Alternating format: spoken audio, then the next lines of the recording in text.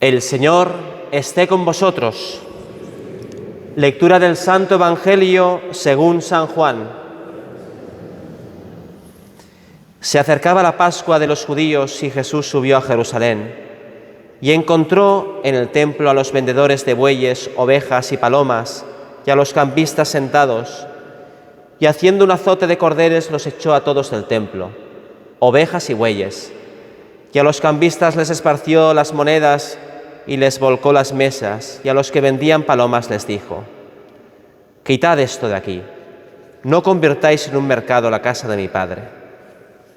Sus discípulos se acordaron de lo que está escrito: «El celo de tu casa me devora».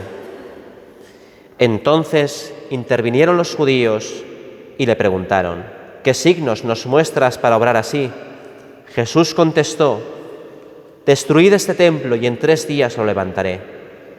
Los judíos replicaron: 46 años ha costado construir este templo y tú lo vas a levantar en 3 días. Pero él hablaba del templo de su cuerpo, y cuando resucitó de entre los muertos, los discípulos se acordaron de lo que había dicho y creyeron a la Escritura y a la palabra que había dicho Jesús. Palabra del Señor. Podéis sentaros.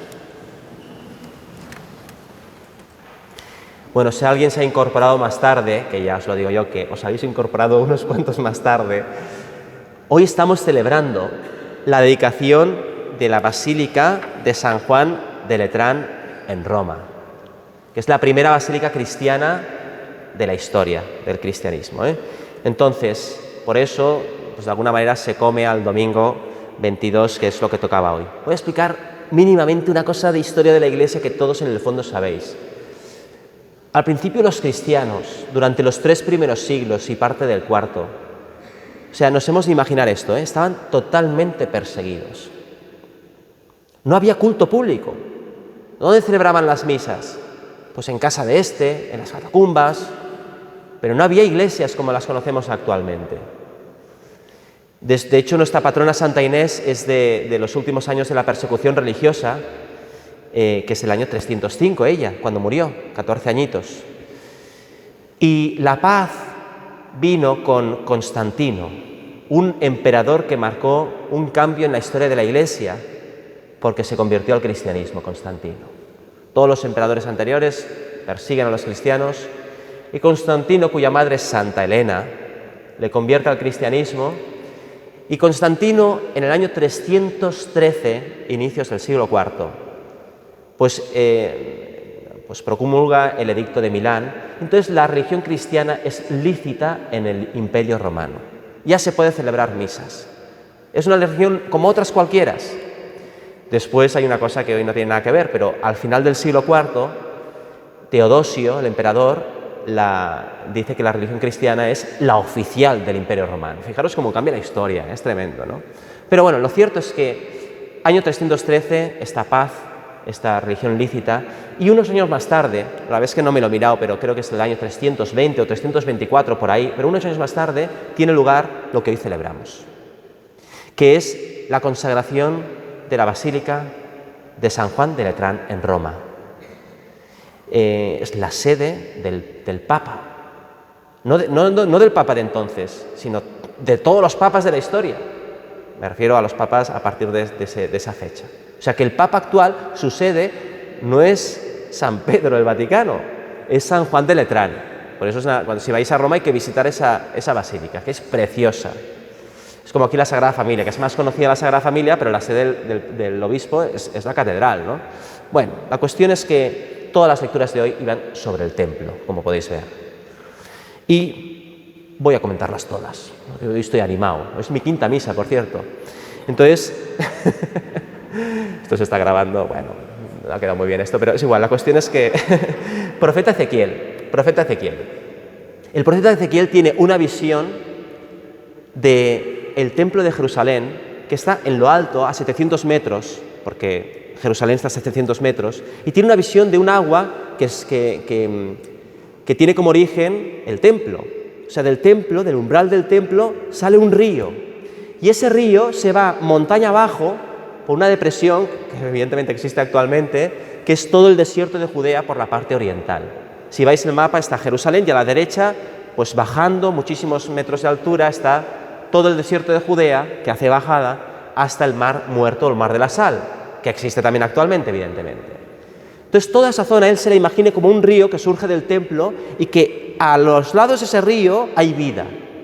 Y que cuando llega al Mar Muerto, que es un mar que si te bañas casi flotas, ¿vale? Los turistas les encanta eso, si tienes una heridita daña un poco, pero pues le da vida a ese mar. Esa es la visión que él tiene.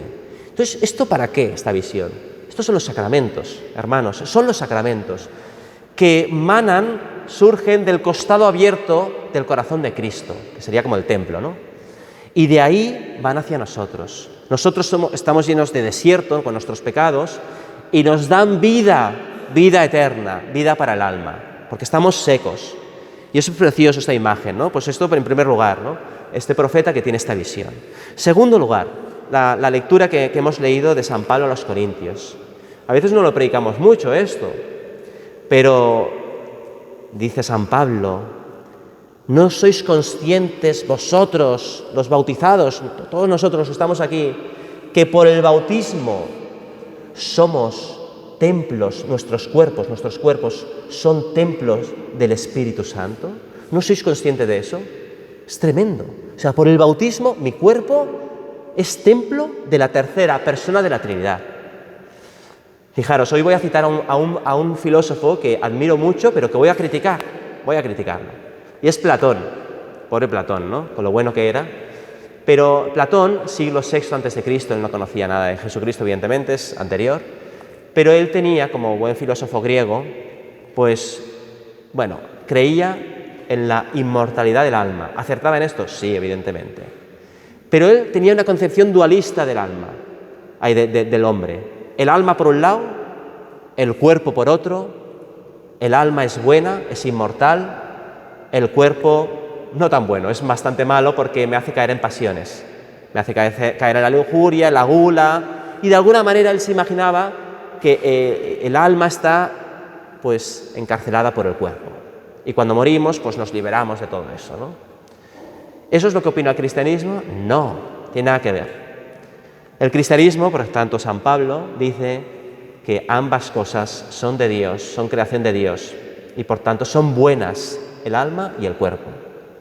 El cuerpo muere, el alma es inmortal, evidentemente, después en la resurrección volveremos a recuperar el cuerpo, etc. Pero ambas cosas son de Dios.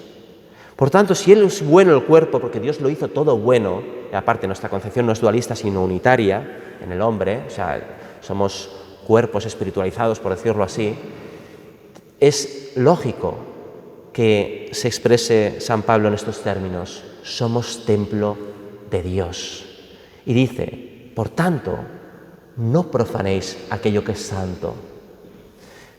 Si queremos motivarnos para vivir bien la pureza o la templanza, para no caer en la gula, en el desenfreno, recordemos, hermanos, que nuestro cuerpo es santo. No lo profanemos, igual que nos escandalizaría que alguien viniera aquí a profanar este templo. No profanemos lo que es santo, es decir, nuestros cuerpos. Giramos la página y por último nos vamos al Evangelio. El Evangelio es Jesucristo, le quedan pocos días para morir, está en el templo de Jerusalén y monta un pollo tremendo, hablando claro. ¿Es que Jesucristo le entró ira en ese momento? Nos lo hemos de imaginar espectacular. No, no tenía ira, sino que actúa como buen profeta que es. Es una acción profética clarísimamente. Coge unos cordeles y empieza a cargarse todas las mesas y a tumbarlas y a decir: ¿esto qué es? Habéis convertido el templo en algo que no tiene nada que ver con lo que es un templo, que es casa de oración, y lo habéis convertido en un mercado. Los profetas del Antiguo Testamento, para llamar la atención, pues por ejemplo, cogían y ¡guau!, se rascaban las vestiduras y predicaban un oráculo. Pues Jesús no se rasga las vestiduras, pero hace esto, llama la atención y si la llamó de verdad, ¿no? Entonces es para ser contundente, ¿no? Bueno, pues aquí esto es una reflexión también para nuestros templos, que los templos sean casa de oración. Cuando hemos entrado en el templo, no me he fijado, pero ¿habéis hecho la genuflexión? Esto es un poco de niño pequeño, pero, ¿habéis hecho la debida genuflexión cuando hemos entrado? Porque aquí está el Señor. A mí mis padres de pequeñito me enseñaban, ahí en la velita roja, ahí al lado está el sagrario y en el sagrario está Jesús y Jesús es Dios. Y me lo enseñaron con 3 añitos. Ya tengo 45 y me lo creo. Ahí está Dios. Y por tanto, cuando yo entro en un templo o cuando un niño pequeño entra en un templo, juntos, si tenemos salud para hacerlo, evidentemente, rodillas, pues hacemos una genuflexión que es una manera de adoración, decir, Señor, yo con mi cuerpo expreso aquello que quiero decirte, que es que tú estás aquí y que te adoro con toda reverencia. Y lo mismo cuando nos ponemos de rodillas en la consagración, ¿no? Nuestro cuerpo expresa cosas, es un acto de adoración. O cuando nos ponemos así en alabanza, cuando el sacerdote se pone así, o estáis de pie en el Evangelio, pues el cuerpo expresa cosas. El templo, lugar sagrado. Todos los templos, han habido personas que soñaron en ese templo para que se rezara. Y no solo el templo, sino los locales que rodean al templo. Que sobre todo en nuestros locales se evangelice, se discipule y se haga acción social. Evidentemente, si los vecinos nos piden una reunión de vecinos, les vamos a dejar. Son nuestros vecinos y los queremos, ¿no? Pero que el 95% de las cosas que se hagan en una parroquia, sobre todo en los locales me estoy refiriendo, sean para la evangelización, el discipulado, la acción social, para atraer a la gente a la comunión con Cristo. Y dentro del templo que guardemos el debido respeto. A veces cantamos canciones a lo grande, a veces guardamos silencio, pero el debido respeto es un lugar santo.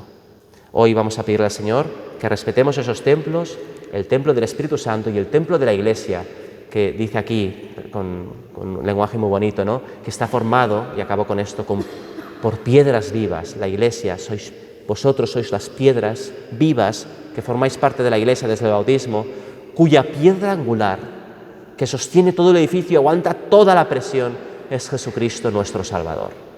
Qué bonitas imágenes, todas del templo, y que nos invitan a vivir pues, esas virtudes y a alabar al Señor en esos templos. Que así sea.